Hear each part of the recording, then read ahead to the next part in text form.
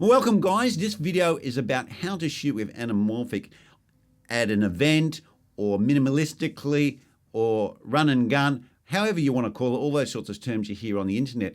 Because when you see a lot of these people using these anamorphic lenses, they talk about having a external display, which means then you have to have another battery, or you need to have a battery that has DTAP and all this other stuff so they can share between your camera and your display, or you need to take the power off your camera. So it just becomes a lot more complicated. You need cables to go from the camera to the display. And then you may want to rig it out instead of just sticking it on your hot shoe, because you want to rig it out to make it more secure. And then you might want to put a handle on it and all of this other stuff. So you rig it out and you've got all these bits and pieces around your camera. The rig becomes a little bit more complicated. You may not always want to shoot like that. Then you may want to take the rig off, put the rig on.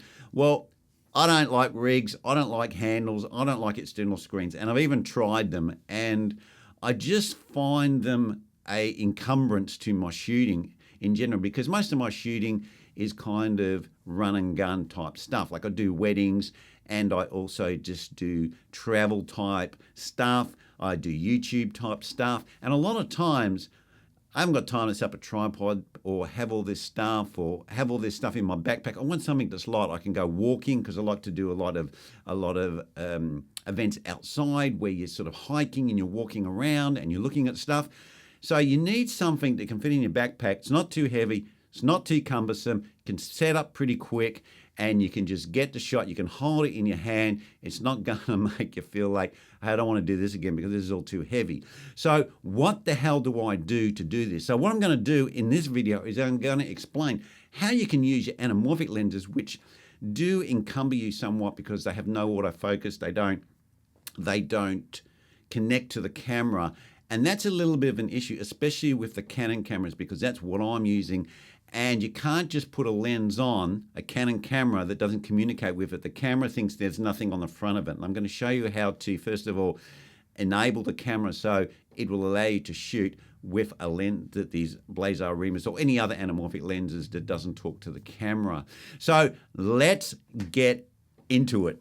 Now, when you first put a Canon hybrid camera on, you put one of these anamorphic lenses on the camera, it will not be able to record. You need to go into the menu first. So we go into the menu, and then we go to the setting, which has a little camera with the lines underneath, and we go to menu 6, and then at the bottom here it says release shutter with lens.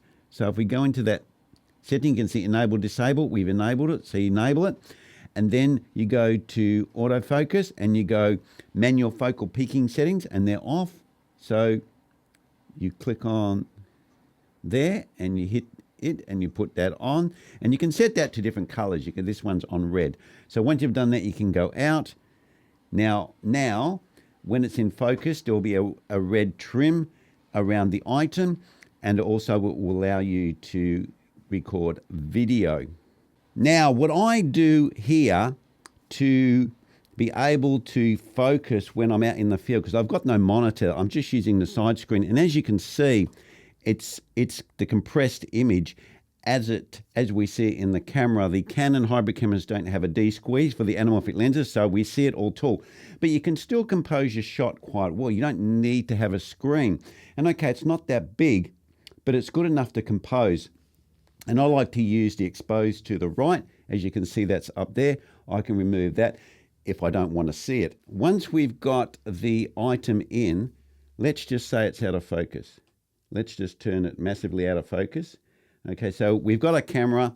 It's on our monopod because we're using a monopod out in the field. I've got it on a tripod because I need my hands free to do the recording here and also record to a microphone. But we see a picture.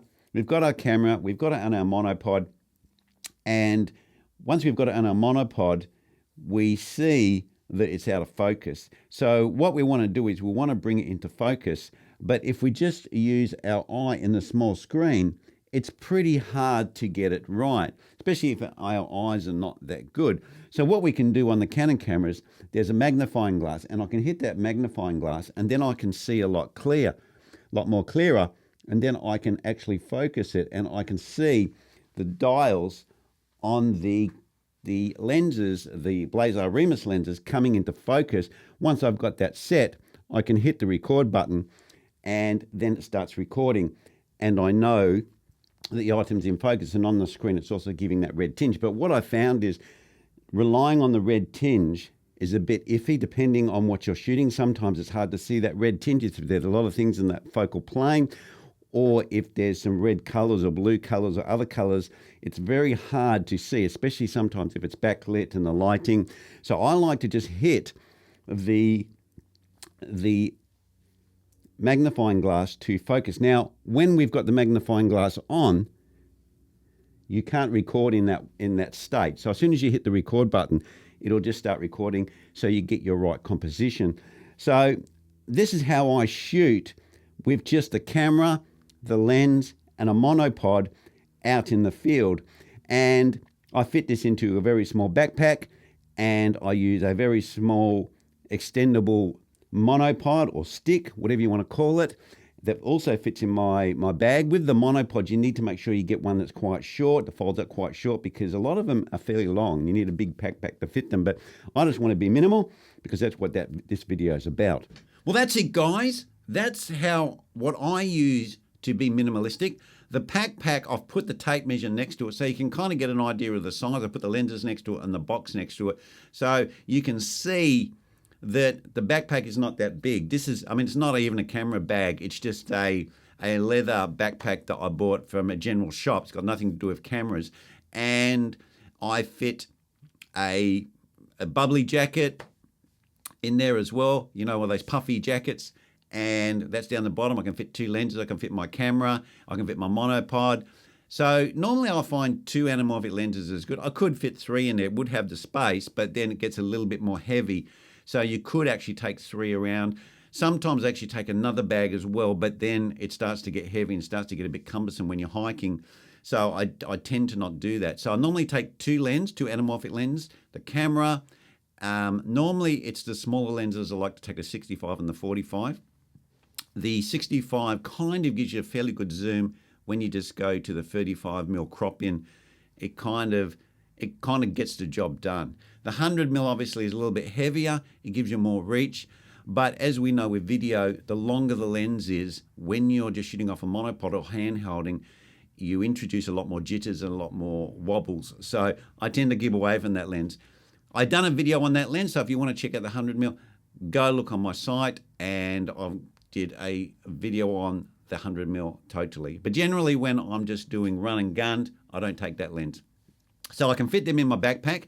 The backpack just fits on. It's no fancy backpack with felt, so it's not too heavy. So I have my R3 camera, I have my 2 lenses, and my monopod good to go. So you can use any kind of medium. You probably even could use a smaller, it would even fit in a smaller backpack. It's just that I take like a jumper as well, if it gets a bit cold or whatever. So, the environment can change for the day, especially when you're outdoors. But yeah, you can even use a smaller bag. And it makes the kit very, very handy. I have a strap on my camera so I can have the monopod and everything. I just hold it in my hand. I can rest it when I'm standing because I have the monopod. So it's a very good, easy run and gun travel event setup. So that's how I shoot. So guys, if you're thinking of these anamorphic lenses, especially the Blazer Remus, I can highly recommend them. So guys, that's how you can shoot anamorphic minimalistically, run and gun, on the go, and still get good footage out of your camera. Well, that's where I'm going to leave it, guys, and I'll see you next vid.